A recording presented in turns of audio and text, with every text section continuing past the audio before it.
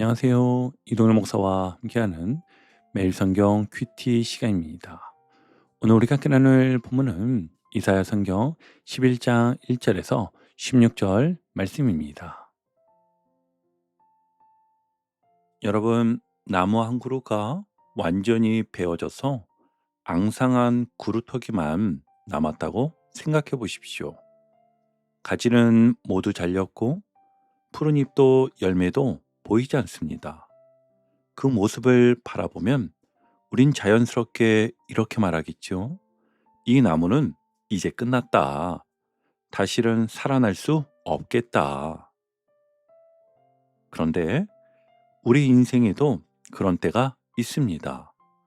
경제적으로 계속 어려움이 이어지고 회복될 줄 알았던 관계가 더 멀어지며 열심히 치료를 받는데도 몸이 쉽게 좋아지지 않을 때가 있지요. 가족의 병환을 돌보느라 몸과 마음이 모두 지친 분도 계실 것이고요. 청년들은 오랫동안 준비했는데도 취업의 문이 열리지 않고 앞으로 어떻게 살아야 할지 막막할 때가 있습니다. 그럴 때 우리는 현재의 모습을 보면서 결론을 내려버립니다. 이제는 틀린 거 아닐까? 더 기대해도 소용없지 않을까?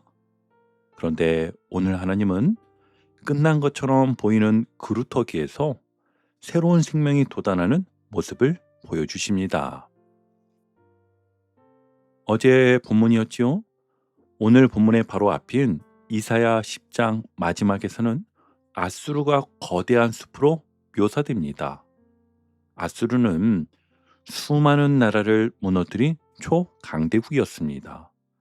사람들의 눈에는 마치 하늘까지 치솟은 큰 나무처럼 보였지요. 그러나 하나님께서는 그 높고 장대한 나무를 찍어 낮추시겠다고 하셨습니다. 그리고 곧이어 오늘 본문은 이렇게 시작하는데요. 1절을 보시면 이새의 줄기에서 한 싹이 나며 그 뿌리에서 한 가지가 나서 결실할 것이요. 아멘. 거대한 아수르의 나무는 쓰러지고 아무도 주목하지 않던 이새의 그루터기에서는 작은 싹이 돋아납니다. 여러분, 이것이 하나님의 일하시는 방식입니다. 세상의 힘은 크고 화려해 보이지만 하나님을 대적하면 결국 무너집니다. 반대로 하나님의 약속은 처음에는 작고 보잘것없어 보여도 마침내 가지를 내고 열매를 맺지요. 오늘 말씀을 통해 이새의 줄기에서 돋아난 싹이 누구인지, 또 그분이 어떤 왕으로 다스리시는지, 그리고 그분이 이루실 나라가 어떤 나라인지, 이를 중심으로 함께 본문을 살펴보겠습니다. 먼저 1절을 다시 보시면 이새의 줄기에서 한 싹이 나며 그 뿌리에서 한 가지가 나서 결실할 것이요. 아멘. 여기서 이새는 다윗의 아버지입니다. 근데 하나님은 왜 다윗의 줄기라고 하지 않으시고 이새의 줄기라고 말씀하셨을까요? 다윗이라는 이름을 들으면 이스라엘 사람들은 강력한 왕권과 영광스러웠던 왕국을 자연스럽게 떠올렸을 것입니다. 그러나 이새는 왕이 아니었어요. 다윗이 왕이 되기 전 베들레헴에서 아주 평범하게 살아가던 한 가정의 아버지였지요. 따라서 이새의 줄기라는 표현은요, 화려한 왕궁이 아니라 낮고 평범한 자리에서 시작되는 하나님의 구원을 보여주는 것이지요. 게다가 이새의 줄기는 푸르게 자라고 있는 나무가 아닙니다. 이미 베어지고 남은 그루터기입니다. 다윗 왕조는 죄와 불순종으로 무너졌고 유다는 강대국의 위협 앞에서 아무런 희망도 없는 것처럼 보였습니다. 근데 하나님은 말씀하시기를 바로 그 자리에서 싹이 날 것이다. 이 싹은요, 장차 오실 메시아 곧 예수 그리스도를 가리키는데요. 물론 사람들이 기대했던 메시아는 강력한 군대를 이끌고 나타나는 정복자와 같은 왕이었습니다. 그러나 예수님은 화려한 왕궁이 아니라 낮고 가난한 모습으로 이 땅에 오셨습니다. 사람들의 눈에는 정말 작고 연약한 싹처럼 보였지요. 그러나 그 한 싹이 죄와 사망의 권세를 무너뜨리고 온 세상의 생명을 가져다 주었습니다. 여러분, 우리도 자꾸 크고 강한 것에서 희망을 찾습니다. 그래서 돈이 많아지면 괜찮아질 것 같고, 힘 있는 사람을 만나면 문제가 해결될 것 같으며, 눈에 띄는 결과가 나타나야 하나님이 일하신다고 생각합니다. 그러나 하나님은요, 때때로 아주 작은 것에서 일을 시작하십니다. 짧은 기도 한마디에서 시작하시고, 또 한 사람의 작은 순종을 통해 일하시며, 오늘 겨우 내디딘 믿음의 한 걸음을 사용하시기도 하지요. 그러므로 지금 내 삶이 구루터기처럼 보인다고 해서 하나님도 끝내셨다고 생각해서는 안 됩니다. 그리고 이어지는 2절에서는 그 작은 싹으로 오시는 왕이 결코 무력한 왕이 아니라는 사실을 보여줍니다. 겉으로는 보잘것없는 싹처럼 보이지만 그분 위에는 여호와의 영이 충만하게 임합니다. 그의 위에 여호와의 영, 곧 지혜와 총명의 영이요, 모략과 재능의 영이요, 지식과 여호와를 경외하는 영이 강림하시리니. 아멘. 이 왕은 세상의 왕들처럼 군사력이나 재물을 힘으로 삼지 않으십니다. 성령으로 상황의 본질을 꿰뚫고 무엇이 옳은지 정확히 아시며 그 뜻을 실제로 이루실 능력을 가지신 분입니다. 또 3절을 보면은요, 그분의 통치를 움직이는 중심이 하나님을 경외하는 기쁨이라고 말씀합니다. 그가 여호와를 경외함으로 즐거움을 삼을 것이며. 아멘. 메시아에게 하나님을 경외하는 일은 억지로 감당해야 하는 의무가 아니었어요. 하나님의 뜻을 알고 따르는 것이 그분의 가장 큰 기쁨이었습니다. 그래서 그분은 사람들의 눈치나 소문에 흔들리지 않으십니다. 3절에 나오지요. 그의 눈에 보이는 대로 심판하지 아니하며 그의 귀에 들리는 대로 판단하지 아니하며. 아멘. 여러분, 우리는 눈에 보이는 것과 귀에 들리는 말에 쉽게 흔들리잖아요. 회사에서는 말을 잘하는 사람이 더 능력 있어 보이고, 가정에서는 목소리가 큰 사람의 주장이 더 옳은 것처럼 받아들여질 수 있습니다. 또 교회에서도 형편이 좋고 영향력 있는 사람의 말은 크게 들리지만 조용하고 힘없는 사람의 사정은 묻힐 때가 있습니다. 그러나 메시아는 겉모습과 소문이 아니라 사람의 중심과 진실을 보십니다. 그래서 4절은 말씀합니다. 공의로 가난한 자를 심판하며 정직으로 세상의 겸손한 자를 판단할 것이며. 아멘. 이는 가난한 사람을 무조건 편드신다는 뜻이 아니지요. 돈과 배경이 없다는 이유로 억울하게 밀려나지 않도록 공의와 정직으로 판단하신다는 뜻입니다. 세상은 사람의 힘을 보고 판단하지만 예수님은 진실을 보고 판단하십니다. 또 세상은 큰 목소리에 끌리지만 예수님은요, 들리지 않는 탄식까지 들으십니다. 그리고 이 공의는 필요할 때만 꺼내는 원칙이 아닙니다. 5절에서 말씀하는데요. 공의로 그의 허리띠를 삼으며 성실로 그의 몸의 띠를 삼으리라. 아멘. 허리띠가 몸을 단단히 붙들어 주듯 공의와 성실은 메시아의 통치를 늘 붙드는 변하지 않는 성품입니다. 세상의 지도자는 자기 편에게 관대하고 반대편에게 엄격할 수 있잖아요. 그러나 예수님의 기준은 달라지지 않습니다.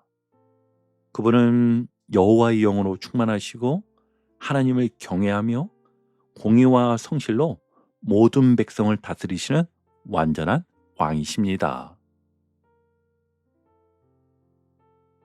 자, 이제 두 번째 단락인데요. 앞에서는 이새의 줄기에서 돋아난 싹, 곧 메시아가 어떤 왕이신지를 살펴보았습니다.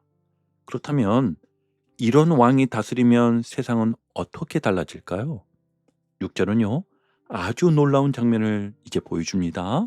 함께 보시면, 그때에 이리가 어린 양과 함께 살며 표범이 어린 염소와 함께 누우며 송아지와 어린 사자와 살진 짐승이 함께 있어 어린아이에게 끌리며. 아멘. 여러분, 이리는 어린 양의 친구가 아닌데요. 표범도 어린 염소와 평화롭게 누워있을 동물이 아니고요. 사자에게 송아지는 함께 살아갈 이웃이 아니라 먹잇감입니다.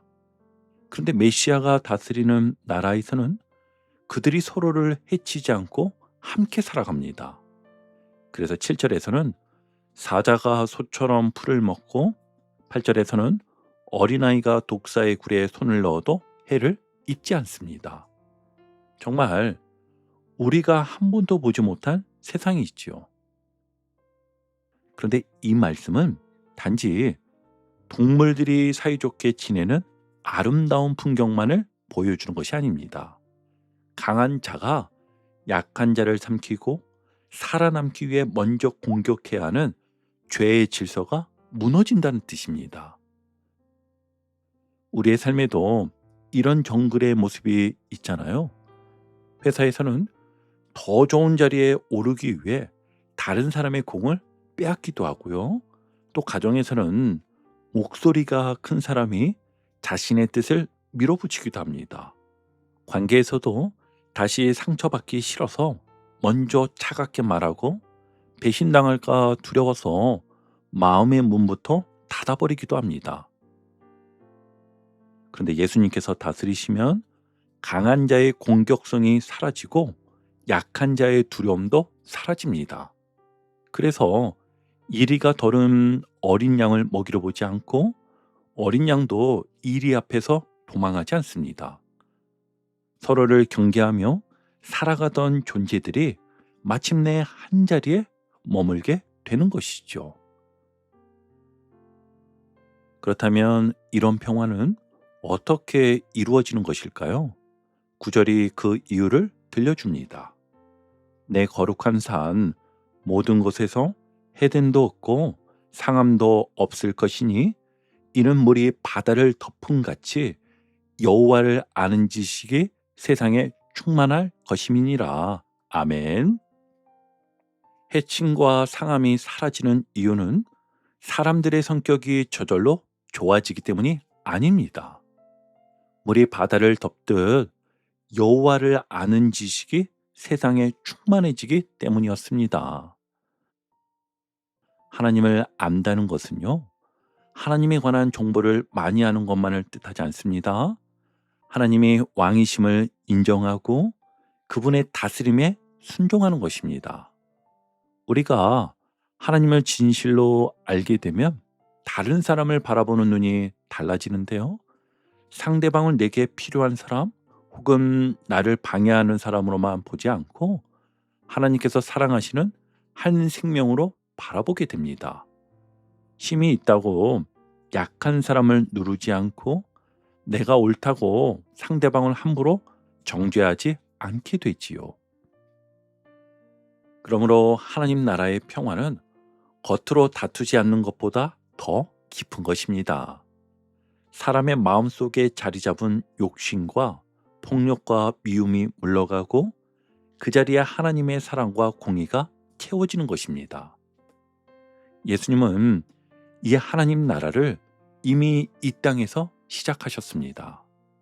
사람들이 멀리하던 죄인에게 다가가셨고 병든 사람을 손수 만져주셨으며 어린아이와 여인과 이방인을 귀하게 여기셨지요. 또한 원수를 사랑하고 박해하는 자를 위하여 기도하라고 말씀하셨습니다. 하지만 여러분, 우리가 살아가는 현실을 보면 이 나라가 아직 완전히 이루어지지는 않았습니다. 지금도 세상에는 전쟁이 있고 질병과 죽음이 있으며 사람이 사람에게 주는 깊은 상처가 남아 있습니다. 그래서 우리는 이미 시작되었지만 아직 완성되지 않은 하나님 나라를 살아가고 있는 것이죠. 그리고 교회는 장차 완성될 그 나라가 어떤 모습인지를 세상에 조금씩 보여주어야 합니다. 힘 있는 사람이 힘 없는 사람을 섬기고 서로 다른 사람들이 한 식탁에 앉으며 아픈 사람의 짐을 함께 지고 실패한 사람에게 다시 일어설 기회를 주는 것. 바로 그런 모습이 이리와 어린 양이 함께 살아가는 하나님 나라의 작은 표지가 되는 것입니다. 자, 그런데 하나님의 구원은 여기에서 더 넓어집니다. 10절을 보시면 그날에 이새의 뿌리에서 한 싹이 나서 만민의 기치로 설 것이요 열방이 그에게로 돌아오리니 그가 거한 곳이 영화로리라. 아멘. 여기서 기치는 사람들이 바라보고 그 아래로 모이는 깃발입니다. 처음에는 작고 연약한 싹처럼 보였던 메시아가 이제는 모든 민족이 바라보고 찾아오는 구원의 깃발로 서게 됩니다. 하나님의 구원은요, 이스라엘 한 민족 안에 머물지 않습니다. 모든 열방이 그분에게로 돌아오고 서로 언어와 문화가 다른 사람들이 예수 그리스도 안에서 하나님의 한 백성이 됩니다. 그리고 11절과 12절에서는 하나님께서 여러 나라에 흩어진 백성을 다시 모으시는데요. 12절을 함께 보시면 이스라엘의 쫓긴 자들을 모으시며 땅 사방에서 유다에 흩어진 자들을 모으시리니. 아멘.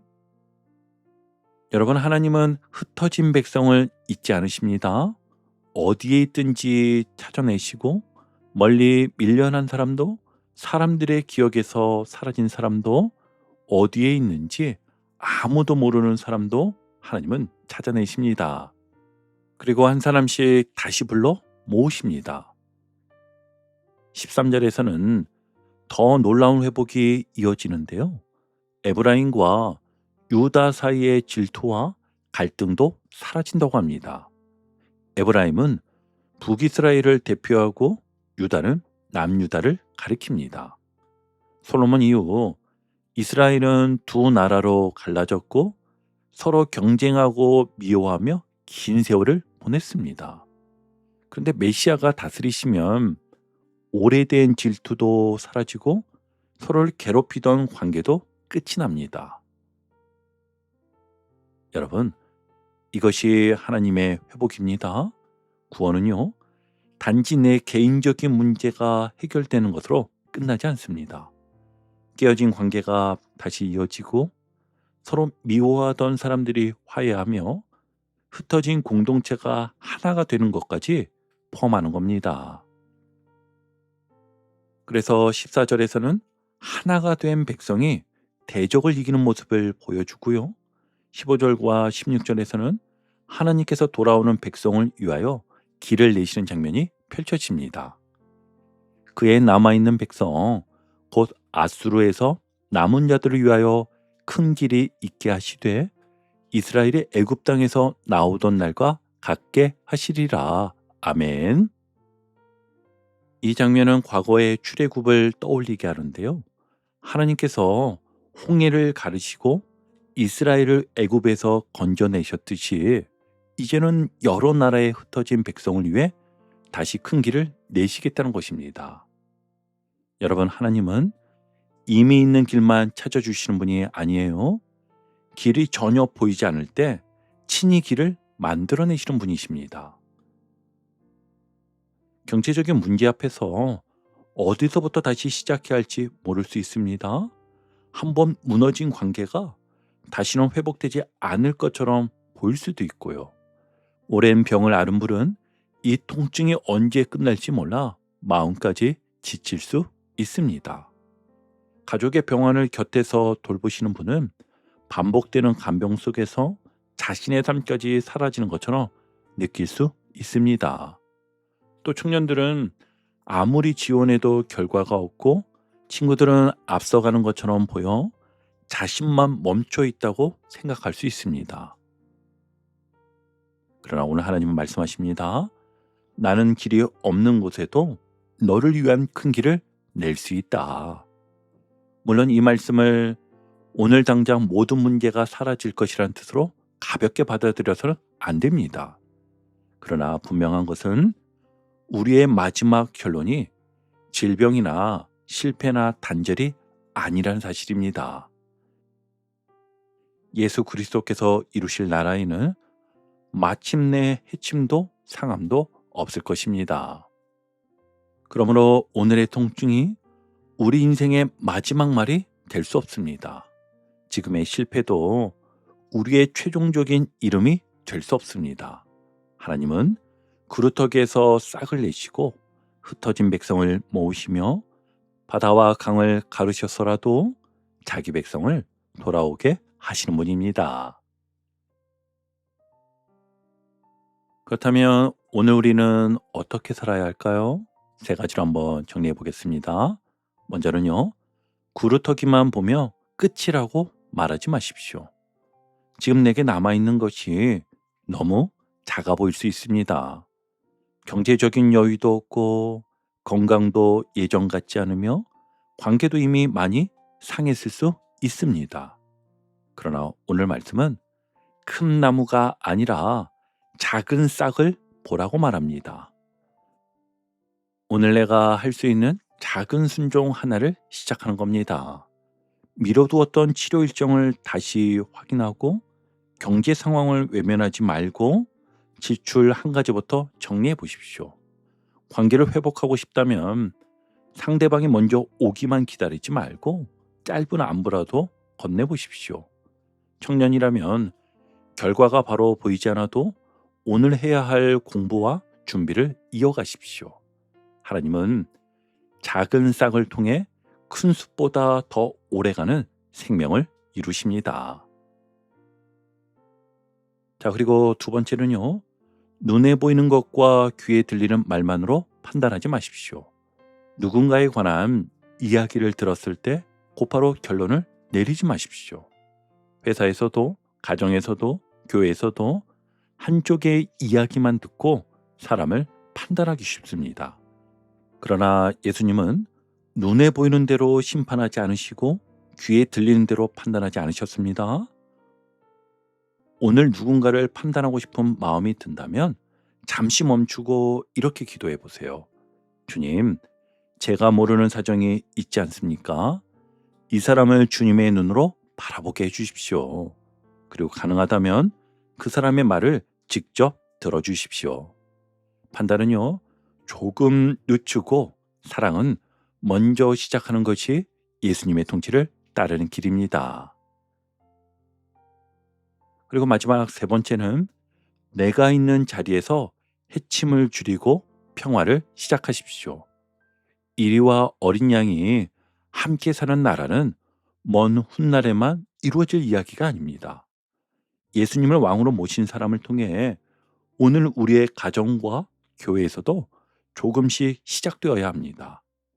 가족에게 상처 주는 말 한마디를 멈추고 직장에서 약한 사람에게 책임을 떠넘기지 마십시오. 아픈 성도에게 기도하겠습니다라는 말로만 지나가지 말고 필요한 도움을 구체적으로 물어보십시오. 지쳐있는 청년에게 성공 여부부터 묻지 말고 그동안 얼마나 힘들었는지 먼저 들어주십시오. 내가 누군가에게 경계해야 할 사람이 아니라 안심하고 다가올 수 있는 사람이 되어주는 것. 그것이요. 오늘 우리가 보여줄 수 있는 하나님 나라의 모습입니다.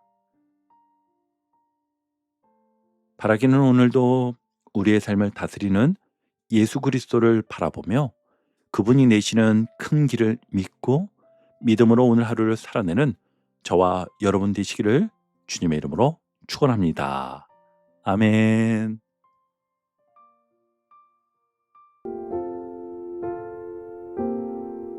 오늘도 복음의 기쁨과 확신으로 승리하는 하루 되시길 축복합니다. 함께 해주셔서 감사합니다. 내일 큐티 시간에 다시 뵙겠습니다.